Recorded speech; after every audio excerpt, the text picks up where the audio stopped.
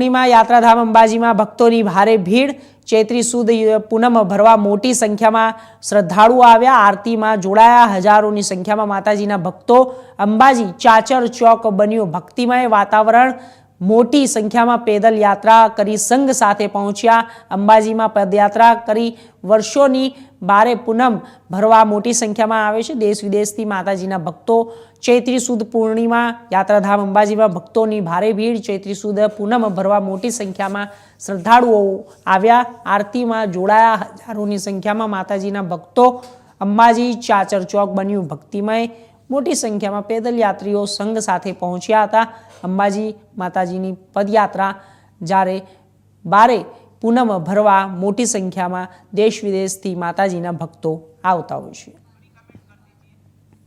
તો આપને જણાવી દઈએ કે શરદ પૂર્ણિમા યાત્રાધામ અંબાજીમાં ભક્તોની ભારે ભીડ જોવા મળી હતી।